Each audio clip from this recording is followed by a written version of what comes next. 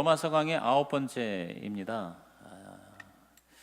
지난 시간까지 우리는 하나님의 진노의 심판의 대상이 되는 이 죄의 문제, 여기에 대해서 1장은 이방인의 죄, 2장은 유대인의 죄, 3장은 온 인류의 죄. 그래서 이 죄에 대한 이 문제를 타치 안 할 수 없는 것이, 원래 하나님은 로마서를 통해서 우리에게 절망케 하려고 하는 게 아니에요. 희망을 주려고. 로마서의 주제는 항상 우리 앞으로 로마서를 읽을 때마다, 설교 드릴 때마다 1장 16절 17절을 묵상하고 이걸 아예 암송했으면 좋겠어요. 우리 다 로마서 1장 16절 17절 성경 찾아보세요. 자, 1장으로 넘어갑니다. 자, 16절과 17절 이 두 절 가지고도 설교를 한 적이 있는데 우리 다 같이 한번 큰 소리로 읽어봅니다. 내가 복음을 부끄러워하지 아니하노니 이 복음은 모든 믿는 자에게 구원을 주시는 하나님의 능력이 됨이라. 먼저는 유대인에게요 그리고 헬라인에게로다. 복음에는 하나님의 의가 나타나서 믿음으로 믿음에 이르게 하나니 기록된 바 오직 의인은 믿음으로 말미암아 살리라 함과 같으니라. 그랬어요. 자, 복음에다 동그라미 치세요. 복음. 이 로마서는 결국 복음이에요. 복음. 근데 그 복음의 핵심은 뭐냐면 구원입니다. 구원. 구원을 주신 하나님의 능력. 근데 그 구원이 어디로부터 구원이에요? 죄로부터의 구원이에요. 그래서 1, 2, 3장 죄 얘기하고 그 다음에 이제 4, 5, 6장 구원이라는 게 뭐냐? 바로 17절에 하나님의 의에다 동그라미 치세요. 하나님의 의. 그러니까 하나님의 의가 바로 구원이에요. 그게 이제 4장, 5장, 6장. 그리고 이제 믿음으로 이 구원을 받고 믿음으로 사는 거. 7장, 8장 이후예요. 그래서 로마서가 바로 이 1장 16절, 17절, 즉 복음. 그 복음은 바로 구원이고 그 구원은 바로 하나님의 의라는 것이죠. 하나님으로부터 의롭다함 받는 게 구원이에요. 저와 여러분이 완전히 의인이 되는 게 아니라 의롭다고 하나님이 간주하는 거예요. 그렇게 하나님께서 계산해 주시고 여겨 주시는 거예요. 그게 칭의라는 거예요. 칭의. 그래서 하나님께서는 이 율법을 주셨는데 율법은 누구로 지킬 수가 없고요. 또 지킨다고 해도 구원을 받을 수가 없어요. 그래서 그 율법 외에 하나님의 한 의를 나타내셨어요. 그게 21절 오늘 읽은 것처럼 율법 외에 하나님의 한 의, 그게 바로 뭐냐면 십자가예요. 예수님의 십자가. 그래서 하나님은 기가 막힌 방법으로 우리의 문제를 해결해 주셨어요. 인류의 문제가 뭐냐면 죄의 문제고요. 또 하나님도 사실은 딜레마가 있는 거예요. 그게 뭐냐면 우리 모든 인간을 다 사랑하시고 품으시기를 원하는데 인간이 죄를 지었기 때문에 하나님은 절대로 죄를 용납할 수가 없거든요. 하나님은 의로우신 분이니까 사랑의 하나님이지만 공의의 하나님이잖아요. 그거를 한꺼번에 해결한 게 바로 예수님의 십자가거든요. 그 십자가를 통해서 하나님은 얼마나 우리를 사랑하시는가를 보여주셨고 그 십자가를 통해서 하나님은 이 죄의 문제를 자기 아들 독생자를 죽이면서까지 해결해 주시는 그런 공의로운 하나님, 이것을 다 만족시킨 자리가 바로 예수님의 십자가입니다. 그래서 하나님의 의를 우리가 얻게 되었다. 하나님의 의의 옷을 입게 되었다. 자, 그럼 오늘 이 특히 종교개혁 주일인데 기독교가 뭐냐? 구원이 뭐냐? 하나님의 의를 우리가 어떻게 얻느냐? 첫째가 뭐냐? 오직 은혜입니다. 따라합시다. 오직 은혜. 오직 은혜. 자, 우리 22절, 3장 22절을 큰 소리로 읽습니다. 곧 예수 그리스도를 믿음으로 말미암아 모든 믿는 자에게 미치는 하나님의 의인이 차별이 없느니라. 자, 하나님의 의가 어떻게 나타나는 거 아니? 예수 그리스도를 믿음으로 말미암아. 시작. 예수 그리스도를 믿음으로 말미암아. 여기서 이 예수 그리스도가 바로 뭐예요? 그게 바로 하나님의 은혜예요. 최고의 은혜는 예수님이에요. 하나님께서 저와 여러분에게 주신 최고의 은혜, 사랑, 자비, 최고의 선물이 뭐냐? 예수님이죠. 뭐 우리가 좀 더 잘 살고 뭐 건강하게 살고 뭐 이런 거 그게 아니에요. 바로 예수님이 은혜의 최고봉이에요. 하나님의 은혜의 클라이막스, 하이라이트가 바로 예수 그리스도예요. 그 예수 그리스도를 믿기만 하면 하나님의 의를 얻는다. 예수 그리스도가 없는 자, 예수 그리스도를 믿지 않는 자 모두 다 하나님 앞에 의로울 수가 없고 하나님의 영광에, 하나님의 의에 미치지 못합니다. 그래서 23절 시작. 모든 사람이 죄를 범하였음에 하나님의 영광에 이르지 못하더니 그랬어요. 이게 바로 뭐냐면 지금까지 얘기한 1장 18절부터 그리고 2장 1장 17절부터 3장 18절까지 그 죄의 모든 죄론의 결론이 바로 이 로마서 3장 23절이에요. 여러분이 우리가 전도를 할 때, 복음을 전할 때 반드시 먼저 얘기해야 될 것이 결국 인간은 하나님 앞에 죄인이다. 모든 사람이 다 죄를 지었다. 그래서 하나님의 영광에 이르지 못한다. 모든 사람이 죄를 범했다는 게 그게 바로 원죄고, 이르지 못하는 것, 계속해서 하나님 뜻대로 못 사니까 하나님의 그 수준에 이르지 못하는 게 이게 바로 자범죄거든요. 그래서 결국 하나님의 영광, 하나님의 나라, 천국, 에덴 동산, 최고의 삶의 행복, 이걸 다 뭐냐? 이루지 못한다. 거기에 도달하지 못한다는 거죠. 그것을 해결한 게 바로 하나님의 은혜, 즉 십자가의 은혜라는 것입니다. 예수 그리스도 십자가, 그 은혜는 무엇이냐? 그 다음부터 이제 설명하는 겁니다. 우선 24절 다 같이 읽습니다. 그리스도 예수 안에 있는 속량으로 말미암아 하나님의 은혜로 값없이 의롭다 하심을 얻은 자가 되었느니라 그랬어요. 저기 예수 안에 있는 속량 그랬어요. 속량. 여러분, 속량이라는 말이 굉장히 어려운 말이죠. 잘 안 씁니다, 우리가. 속량. 다른 말로는 구속이라는 말이에요. 근데 구속이라는 말도 쉬운 말은 아니에요. 왜냐하면 이 같은 음가로 우리가 뭐 죄 지어서 법정에 구속됐다 할 적에 구속도 구속이잖아요. 근데 한자는 물론 다르지만 구속 뭐냐면 구하기 위해서 속해 주었다. 속량. 이게 뭐냐면 영어로 리뎀션이라는 건데, 이것은 노예 시장에서 노예를 값을 주고 사는 거예요. 사서 이제 더 이상 너는 노예가 아니라 자유를 얻었다. 너는 자유인이다. 제가 설교 이전에 했을 때 그런 얘기했죠. 너무 가난해서 자기 아들을 노예로 팔았어요. 근데 이 아버지가 열심히 돈을 벌어가지고 그 돈을 가지고 그 노예, 자기 아들 노예로 삼은 주인한테 가서 그 돈을 주고 그 아들을 다시 되찾았어요. 이게 속량이에요. 이게 바로 몸값을 주고 자유케 하는 것이, 이게 바로 속량이죠. 그래서 여기 보면 예수 그리스도의 값을 치르고 하나님이 사탄의 노예된 저와 여러분을 값주고 꺼집어낸 거예요. 다시 사신 거예요. 그래서 하나님의 의를 나타내신 것이죠. 이걸 다른 말로 고린도서 6장 20절에 바울이 이렇게 얘기합니다. 값으로 산 것이 되었으니 그런즉 너희 몸으로 하나님께 영광을 돌리라. 자, 지금 로마서 3장 24절에는 하나님의 은혜로 값없이 의롭다 하심 얻었다. 여러분, 값이 없다고 해서 싸구려라는 뜻이 아닙니다. 너무 비싸서. 이거는 값을 도저히 계산할 수가 없어서, 그래서 프라이스 레스예요. 그래서 값이 없다는 거지 싸구려라는 뜻이 아니에요. 다시 말해서 우리에게는 공짜예요. 하나님은 그냥 주신 거예요. 왜? 계산할 수가 없는 거예요, 이거는. 그런데 하나님에게는 엄청난 대가를 치른 거죠. 그래서 값으로 샀다. 그래서 아들이신 예수님을 몸값으로 지불하고 저와 여러분을 사오신 거예요. 우리한테는 선물이지만 하나님한테는 어마어마한 희생, 그게 바로 아무 죄가 없는 예수 그리스도의 십자가 희생인 것입니다. 그래서 이 십자가의 은혜는 우선 첫째로 이 속량의 은혜, 죄사함의 은혜입니다. 저와 여러분이 십자가를 통해서 하나님의 은혜를 받았는데 나의 모든 죄값을 다 치루었다 이 말이에요. 벌금을 다 물어서 저와 여러분을 자유케 했다. 믿으시면 아멘 하시기 바랍니다. 이게 바로 십자가의 은혜예요.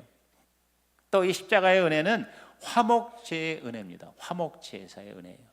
자, 25절 그 다음 구절 읽어볼까요? 이 예수를 하나님이 그의 피로써 믿음으로 말미암아 화목제물로 세우셨으니 이는 하나님께서 길이 참으시는 중에 전에 지은 죄를 간과하심으로 자기의 의로우심을 나타내려 하심이니 그랬어요. 한번 따라합시다. 피로써. 여러분, 피라는 게 뭘 말하는 거예요? 피. 예? 여러분, 여기서 말하는 피가 무엇을 의미합니까? 피로써 믿음으로 말미암아 화목제물로 세우셨다. 피 하면 뭘 여러분 의미한다고 생각하세요? 빨간 거? 피. 결국 피라는 게 뭐예요? 죽음이죠, 죽음. 죽을 때 피를 흘리는 거 아니에요. 예수님이 피 흘렸다는 건 뭡니까? 예수님이 죽으셨다는 거예요. 이게 구약의 이 하나님의 이 심판, 하나님의 이 진노를 거두게 하는 방법으로 구약의 동물을 죽여서 제사를 드리게 했잖아요. 그 제사는 바로 예수님의 십자가 제사의 모형입니다. 그거를 이제 미리 우리에게 모형적으로 보여주신 거죠. 자, 이제 구약에서 어떤 죄인이 죄를 지었거든요. 이거 그대로 놔두면은 하나님의 심판받아요. 심판을 면제하기 위해서 형벌을 피하기 위해서 어떻게 해야 되느냐? 하나님이 율법에 지정해 주신 대로 짐승을 잡아요. 이 짐승은 아무 죄가 없어요. 그런데 이 죄를 지은 제사 드리는 사람이 이 짐승을 잡아다가 피를 흘린다. 이거 죽이는 겁니다. 각을 뜬다고 그러죠. 이게 토막토막 내가지고 씻어서 이제 불에다 태워가지고 하나님 앞에 제사를 드려요. 그러면 하나님이 이렇게 보실 때 그 짐승이, 동물이 죽은 것은 죄를 지은 죄인이 죽은 것과 동일시하는 거예요. 그래서 이 죄인이 죄를 지어서 마땅히 죽어야 되는데 그 인간이 죽지 않고 짐승이 죽었어요. 아무 죄가 없는 짐승이 죽었어요. 그러면 그 짐승 죽은 것은 이 죄인이 죽은 걸로 하나님이 간주하시는 거예요. 그러니까 여겼다는 말이 바로 그거예요. 그렇게 계산을 했다. 그렇게 간주하셨다. 마찬가지로 여기서 예수님의 그 피라는 건 예수님이 저와 여러분에서 십자가에 죽으셨잖아요. 그러면 예수님이 죽은 거를 우리가 믿고 받아들이면 예수님 죽은 거는 바로 누가 죽은 거예요? 내가 죽은 거예요. 예수 믿은 저와 여러분이 죽은 거예요. 그러니까 우리의 죄를 뭐예요? 다 청산한 걸로 하나님이 간주하는 거예요. 왜? 죄를 지으면 죽어야 되는데 그 죽음을 예수님이 대신 죽었기 때문에 예수가 죽은 거는 바로 내가 죽은 거예요. 여러분 예수님이 십자가에서 죽으신 거 믿으십니까? 그러면 그거를 믿는 저와 여러분이 그 믿는 걸 통해서 나도 죽은 것과 하나님이 뭐예요? 동일하게 여기신다는 겁니다. 그러므로 우리가 예수를 믿으면 죄값을 예수님이 대신 치렀고 예수가 죽은 거는 나도 죽은 거기 때문에 저와 여러분은 죄에서 자유함을 얻고 하나님 앞에 더 이상 죄인이 아니고 의인으로 하나님이 간주하신다. 이게 바로 의롭다함을 받는다는 거예요. 하나님의 칭의를 받는다는 것이죠. 그래서 자신의 의로움을 나타내셨다는 거죠. 고린도후서 5장 21절에 바울이 또 이렇게 다시 달리 말하죠. 하나님의 죄를 알지도 못하시니를 누굽니까? 예수님이죠. 그를 우리를 대신하여 죄로 삼으신 것은 우리로 하여금 그 안에서 하나님의 의가 되게 하려 하십니다. 자, 구약 시대에 짐승을, 아무 죄가 없는 짐승을 제물로 바침으로 그 제물을 바친 제사자 죄인이 하나님 앞에 의롭다움을 받은 것과 똑같이 불완전한 그런 제사가 아니라 완전한 제사, 십자가로 저와 여러분이 예수 그리스도의 그 죽으심으로 내가 죄에 대해서 죽게 된 것과 마찬가지로 하나님이 여기시고 저와 여러분을 의의 옷을 입히신 거예요. 의롭다함을 허락해 주셨다는 것입니다. 이것이 바로 하나님의 방법이에요. 하나님의 처방입니다. 제가 지난주에 그런 얘기를 했죠. 우리가 유대인의 죄에 대해서 제가 얘기할 때 유대인의 죄가 뭐냐면 남을 판단하고 남을 정죄하는 죄다. 인간이 자라면서 이제 가치가 바뀝니다. 처음에 어릴 때는 자기가 좋은 거, 좀 더 자라면 자기에게 이익이 되냐 손해가 되느냐, 좀 더 성숙하면은 이제 옳고 그른 거, 옳으냐 그르냐 가지고 우리가 이제 판단을 하잖아요. 그런데 여러분 옳고 그른 거를 뛰어넘어야 할 때가 있어요. 그게 뭐냐면 하나님의 뜻이냐 아니냐 하는 거예요. 내가 옳다 그것보다 더 중요한 건 뭐냐면 하나님의 뜻이다. 아멘입니까? 옳고 그른 거를 뛰어넘는 게 뭐냐면 하나님의 은혜예요. 하나님의 은혜. 처음에 이 얘기를 우리가 들을 때는 굉장히 불편할 수가 있습니다. 어떻게 내가 옳은 걸 포기하느냐 이거예요. 분명히 이거 잘못됐는데 나는 옳으니까 이걸 잘못했다고 판단하고 이 옳은 것을 주장하는데, 여러분 성경은요 자기가 옳다고 생각하는 대로 행할 때 그것이 죄가 될 수 있다는 것을 여러 군데서 말합니다. 예를 들어서 사사기 21장 25절에 보면 그때 이스라엘에 왕이 없으므로 사람이 각기 자기의 소견에 옳은 대로 행하였더라 그랬어요. 자기의 소견에 옳은 대로 행하였다. 이게 사사기의 문제거든요. 왕이 없으므로 뭡니까? 저와 여러분에게 판단하는 주체가 왕이신 하나님이 돼야 되는데 내가 판단함으로 왕이 없으므로 자기 소견에 옳은 대로 행하였더라. 그것이 바로 유대인이에요. 유대인이 볼 때 이방인들 다 잘못된 거예요. 그래서 자기도 완전하지 않으면서 그것을 판단하고 정죄하고 이 이방인은 다 구원 못 받아, 다 뭐냐면 지옥의 불쏘시개야 하면서 교만하게 판단하는 거를 하나님이 뭐예요? 그거를 미워하신다. 그거를 더 큰 죄로 여기신다.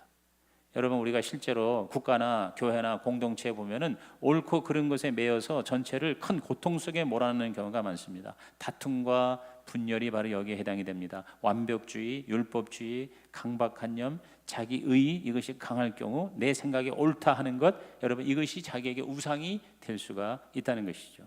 자기가 옳다는 이 함정에 빠져서 공동체를 깨뜨리고 스스로를 무너뜨리는 경우가 얼마나 많은지 몰라요. 그런데 온 인류를 구원하신 예수님의 십자가 사건이야말로 옳고 그른 것을 뛰어넘는 거예요. 하나님의 뜻은 모든 사람이 다 구원받는 거예요. 그런데 옳고 그른 판단으로 볼 때는 구원을 못 받아요. 다 죽어야 돼요. 다 잘못한 거예요. 그러니까 옳고 그른 것을 판단하면 있을 수 없는 거예요. 그 기준으로는 설명할 수 없는 거. 그게 바로 하나님의 은혜예요. 하나님의 십자가의 은혜예요. 그래서 하나님이 그렇게 결심하신 거예요.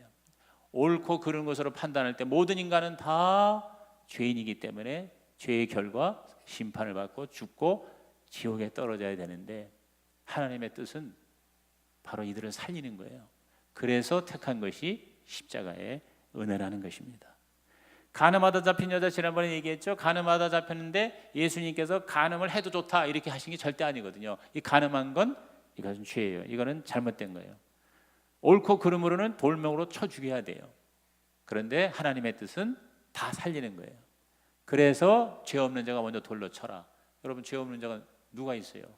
그러니까 결국은 뭐냐? 다 돌을 놓고 떠났습니다. 그럴 때 예수님께서 너를 치라는 자가 어디냐? 아무도 없습니다. 나도 너를 정죄하지 않으리니, 용서하리니 다시는 죄를 짓지 말라. 하나님의 뜻은 뭡니까? 용서예요. 하나님의 뜻은 이 여자를 살리는 것이고, 그 다음에 자기가 죄가 있음에도 다른 사람을 정죄해서 사람을 죽이는 또 다른 죄를 범하는 그 돌로 치라는 사람들도 그 죄에서 구원하시는 것이 하나님의 뜻인 거죠. 오늘 저와 여러분이 바로 이 십자가가 옳고 그름을 뛰어넘는 하나님의 은혜라는 것을 생각할 때 여러분의 삶에 진정한 하나님의 의의가 자리를 잡기를 주의 이름으로 축복합니다. 이 하나님의 은혜는 또한 칭의의 은혜예요.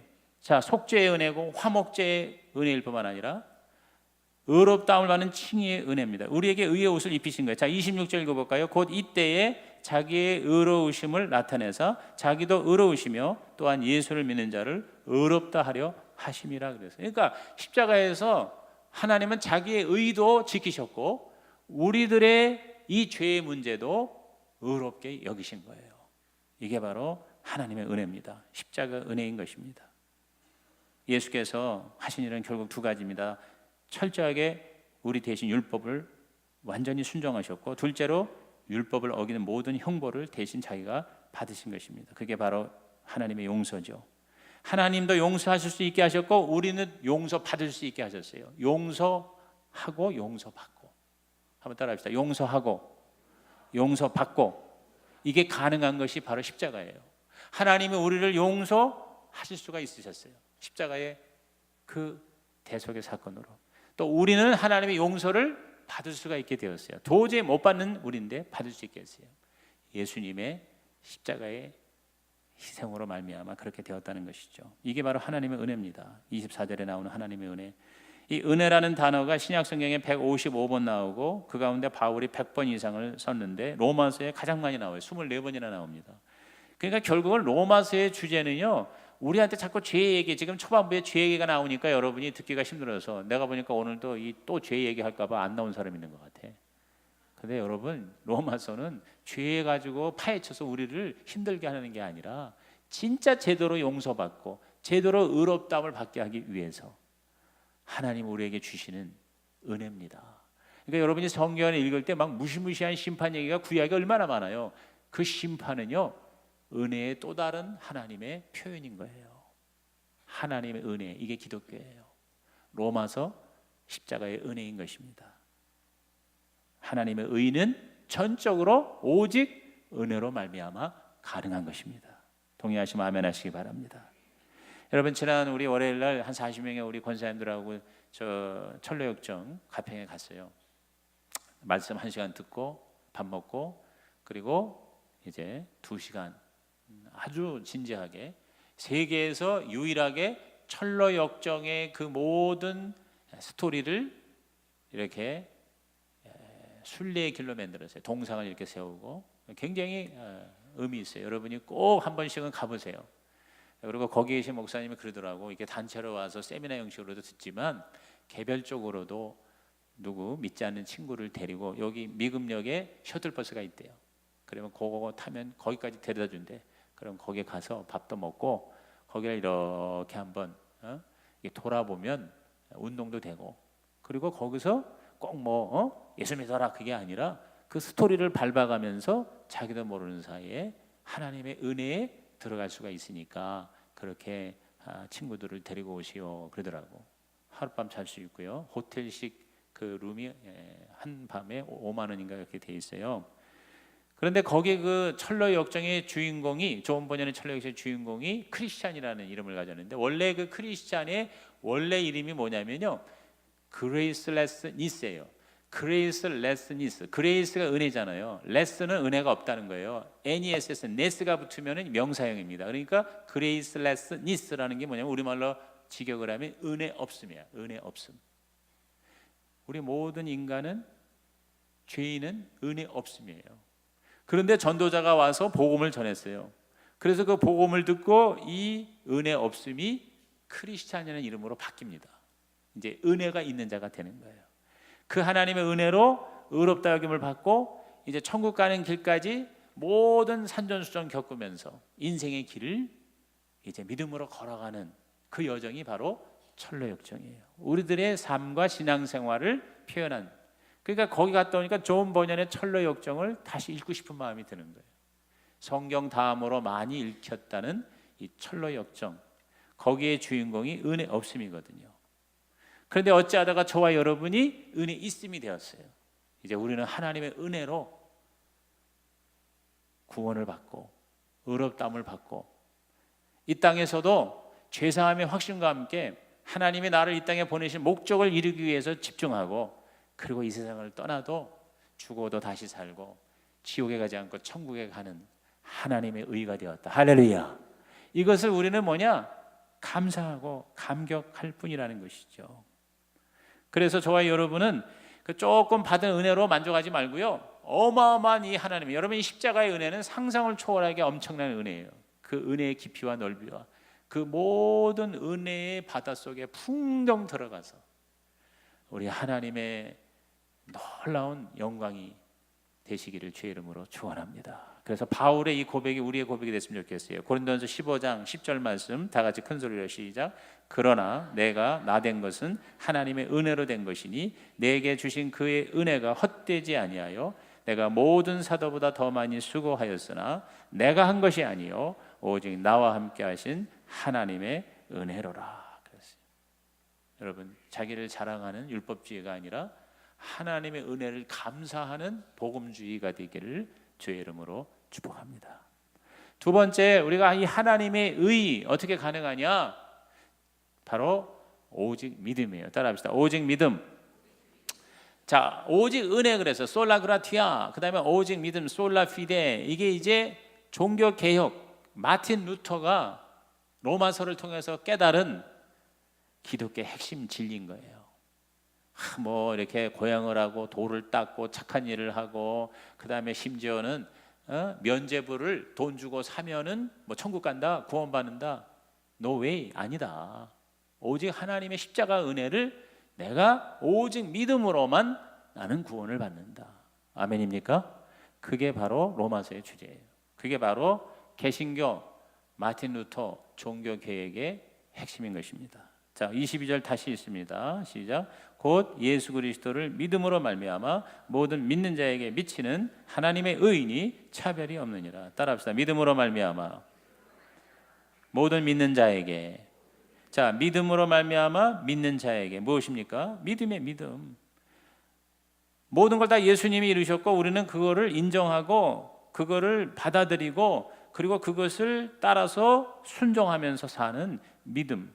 그 믿음이 바로 우리를 구원하게 했다. 하나님의 의가 되게 했다.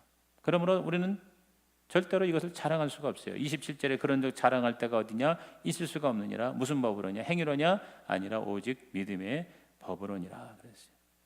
여러분, 하나님이 가장 싫어하는 게 교만인데, 교만이라는 게 뭐냐면 하나님 앞에 자기를 자랑하는 게 교만이에요. 율법 인생과 은혜 인생의 가장 큰 차이는 율법은 자꾸 자랑하려고 하지만 은혜는 감사하는 것이죠.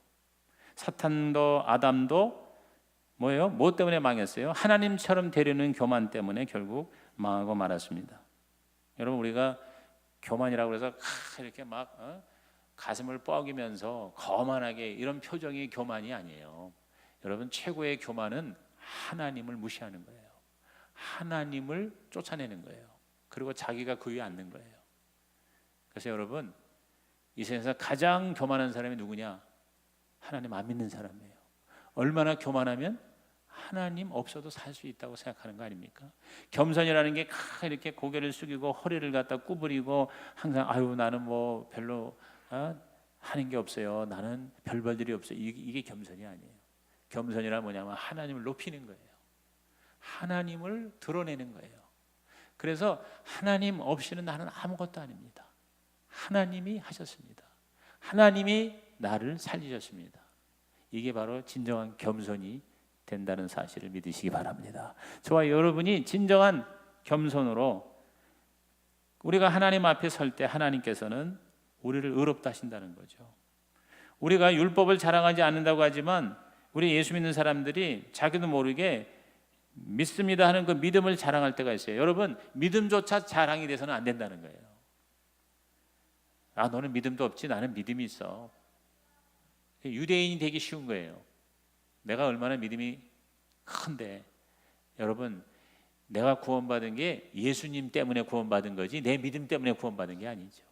그 예수님의 그 은혜를 내가 받아들이는 그것이 바로 우리 구원의 본질이라고 한다면 저와 여러분이 내가 믿는 이 믿음까지도 하나님의 은혜라고 생각할 때, 감사할 때, 그때 더 큰 하나님의 은총 가운데 들어가게 될 줄로 믿습니다. 여러분, 그 이제 하도 아는 얘기니까 뭐 제가 이 예화를 얘기해도 뭐 그렇게 새롭지는 않을 거예요. 우리 어느 연못에 너무 가뭄이 들어서 다 물이 말라버리니까 이러다가 죽겠다 그래가지고 거기 연못에 오리 2마리하고 개구리가 살았는데 이 개구리가 이대로 있다간 죽을 것 같아. 그래서 개구리를 이사시키기 위해서 이 오리가 뭘 방법을 생각했냐면 개구리 보고 막대기를 물어라. 꽉 물고 그 다음에 막대기 2개를 오리가 물고 이제 비행을 하는 거예요. 그래가지고 저 멀리 이제 물이 많은 곳으로 이주를 이제 하려고 하는데 이제 떠날 때 공중으로 올라가기 전에 오리가 이제 개구리한테 어떤 일이 있어도 너가 이 막대기를 물었으니까 입을 열고 말을 하면은 안 된다. 그러면 떨어져 죽는다.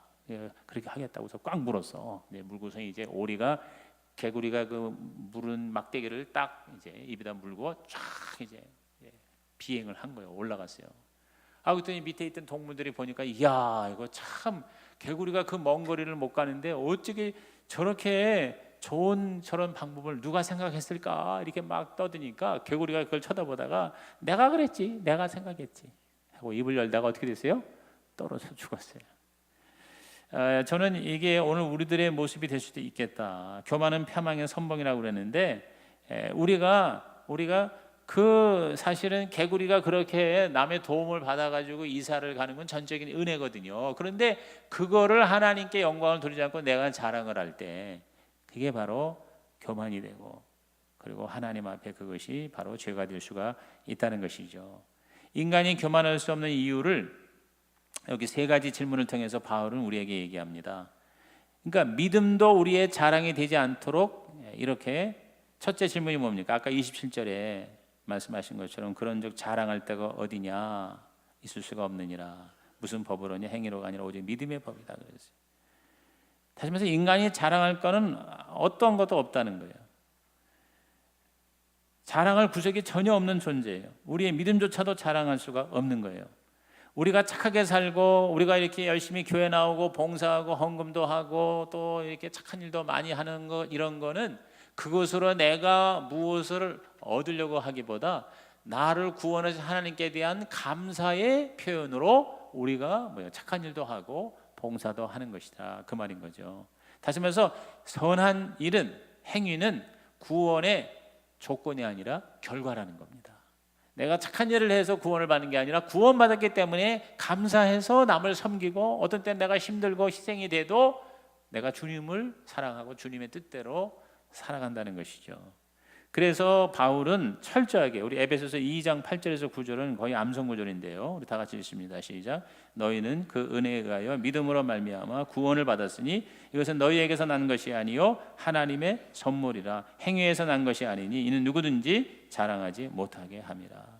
정말 저와 여러분이 내가 하나님의 은혜를 오직 믿음으로 하나님 앞에 의롭다함을 받고 구원을 받았다면 그게 철저하게 하나님의 선물로 여기고 어떤 것도 자랑하거나 자기를 주장하지 말라는 거거든요. 왜? 하나님 앞에 자랑할 게 우리는 아무것도 없다는 거예요. 자, 예를 들어서 우리가 태평양을 이제 넘어가는데 헤엄을 쳐서 간다 생각해 봅시다. 이제 세 사람이 이제 동해 바다에서 이제 출발을 합니다. 첫째는 맥주병이야. 왜 맥주병이야? 전혀 수영을 못하는 맥주병이 하나 있고, 두 번째는 수영이 취미야. 하루에 1시간씩 수영을 해. 그러니까 굉장히 잘하죠. 그 다음에 세 번째는 수영 국가대표 선수야. 뭐 국가대표가 아니라 올림픽 금메달리스트. 지난번에 우리 그 미국의 펠프스인가 뭐 하는 사람 있죠. 육관왕이네, 육관왕. 그 동안에 그 올림픽에서 딴 메달 금운동을 다 하니까 목이 무거워서 이걸 들 수가 없을 정도로 30몇 개인가가 그렇게 메달을 딴 펠프스가 이제 있다고 생각합시다. 자, 이제 맥주병이 수영을 전혀 못하는 사람이 이제 바닷속에 들어갔어요. 들어가자마자 익사했어요. 두 번째, 수영이 취미인 사람은 좀 수영이 잘하잖아요. 그러니까 이제 수영을 했는데 한 500m, 1km도 못 가가지고 결국 익사했어요. 세 번째, 이제 국가대표 아니 올림픽 선수가 수영을 하는데 뭐 얼마나 잘해. 그래서 막 신나게 가는데 3km 헤엄을 치니까 탈진을 하더니 6km 헤엄을 치니까 혼수 상태가 되더니 9km 가니까 익사했어요. 여러분, 결국 세 사람 다 익사했어요. 수영을 조금 잘하고 못하고는 아무 관계가 없어요. 다 죽어. 다 바다에 빠져 죽습니다. 여러분, 수영을 해서 태평양을 넘어간다는 것 자체가 불가능하죠. 우리 인간이 바로 그와 같다는 거예요. 우리가 아무리 위대하고 아무리 착하고 아무리 돌을 닦고 아무리 우리가 믿음이 세더라도요, 결국 하나님 앞에는 다 뭡니까? 익사예요. 다 죽는 거예요. 그게 다 똑같다. 지난주에 설교가 다 똑같다. 어떻게 넘어갑니까?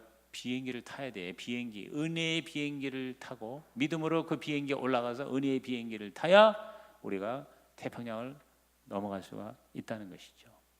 오늘 저와 여러분은 이 하나님의 은혜를 내가 믿음으로 믿음의 비행기를 타고 저 창공을 날라 하늘나라까지 안전하게 도착하시기를 주의 이름으로 축복합니다. 자랑할 게 전혀 없죠. 두 번째, 바울이 질문합니다. 29절 보세요. 하나님은 다만 유대인의 하나님이시냐? 또한 이방인의 하나님은 아니시냐? 진실로 이방인의 하나님도 되시느니라. 여러분, 이 말에 유대인들은 충격을 받았을 거예요. 왜냐하면 자기들은 여호와 하나님이 유대인의 하나님이라고만 생각했거든요. 이방인들은 이거는 완전히 이거는 탈락이야. 이건 권외야.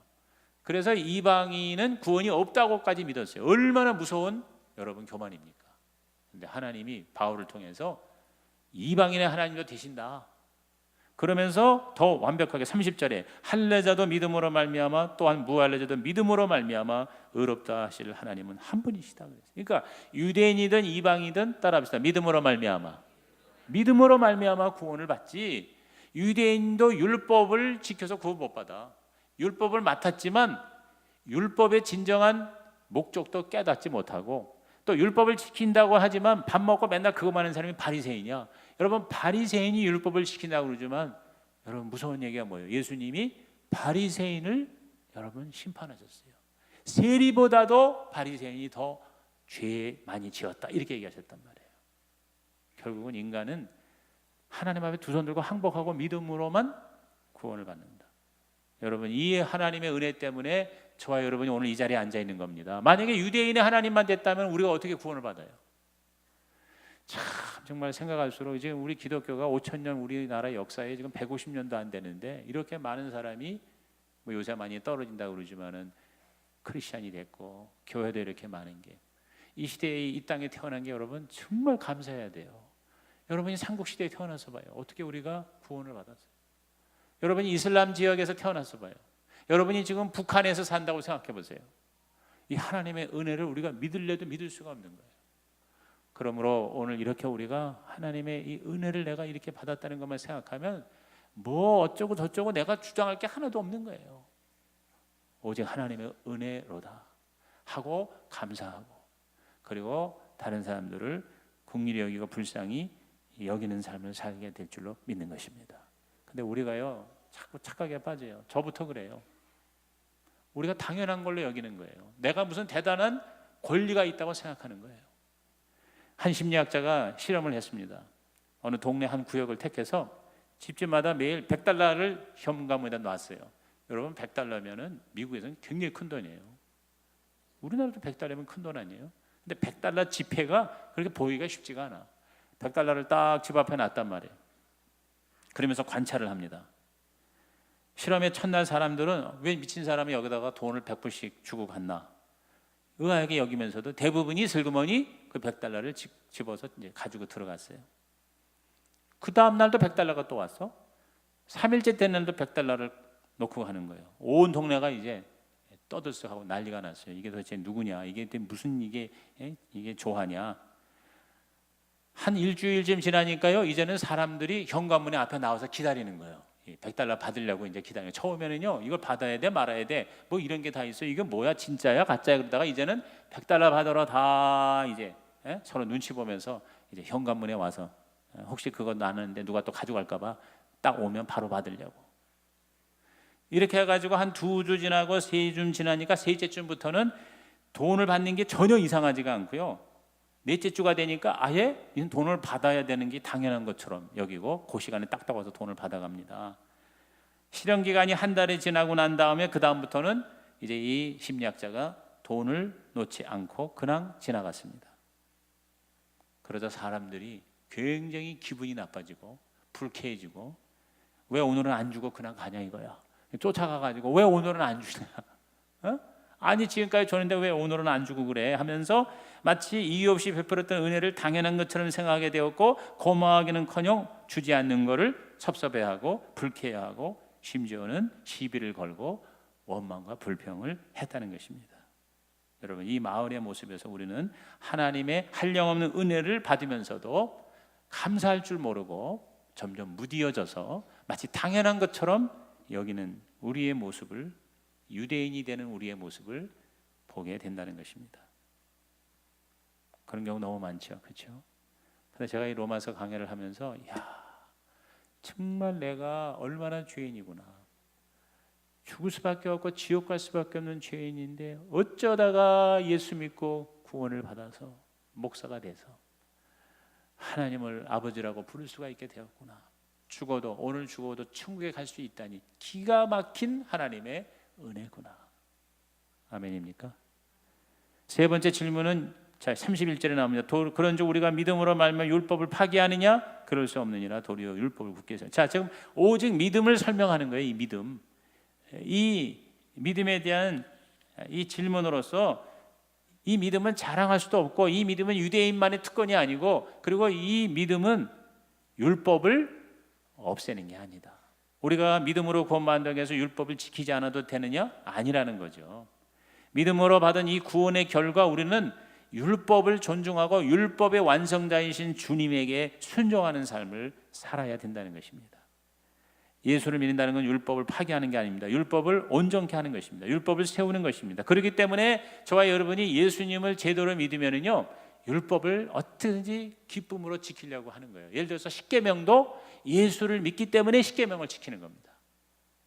그래서 하나님의 뜻대로, 그러니까 크리스천들이 점점 윤리적으로 도덕적으로 점점 깨끗해질 수밖에 없는 거예요. 왜냐하면 하나님의 법을 지키려고 노력하는 거예요. 근데 그 노력이 구원받기 위해서, 도 닦기 위해서 지키는 게 아니라 감사하기 때문에, 다른 사람을 더 사랑해주고 섬겨주고, 그리고 자기가 희생이 되고 자기가 손해가 나도 정말 주님이 원하시는 쪽으로 살아가려고 내가 무진애를 쓰는 거예요. 새벽기도 구원받으려고 새벽기도 하는 게 아니에요. 내가 받은 은혜가 너무 감사하니까 새벽에 내가 먼저 일어나서 하나님을 찾아야지 하는 마음을 갖게 하는 것, 이것이 바로 진정한 믿음의 모습이라는 것이죠.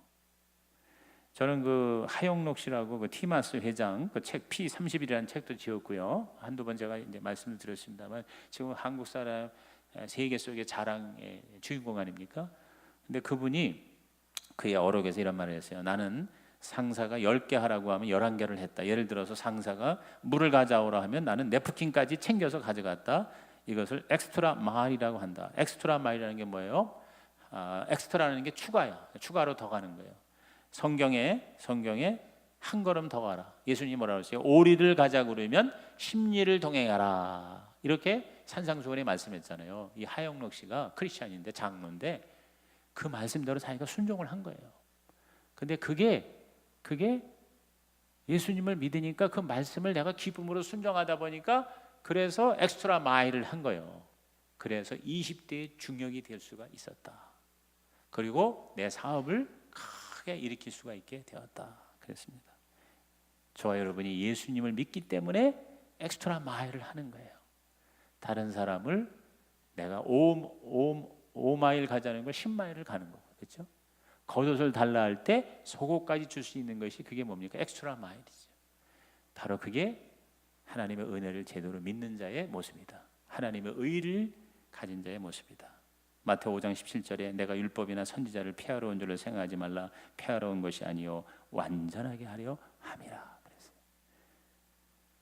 그러므로 저와 여러분은 자랑을 한다면 바울처럼 결론적으로 고린도서 1장 31절 큰 소리 읽고 설교를 마치겠습니다. 기록된 바 자랑하는 자는 주 안에서 자랑하라 함과 같게 하려 함이라. 기도하시겠습니다. 하나님, 오늘 말씀드린 3부 예배자들이 오직 하나님의 은혜를 오직 믿음으로, 제대로 믿음으로 우리 하나님의 의의 옷을 멋지게 입고 날마다 승리하게 하여 주시옵소서. 예수님의 이름으로 기도하옵나이다.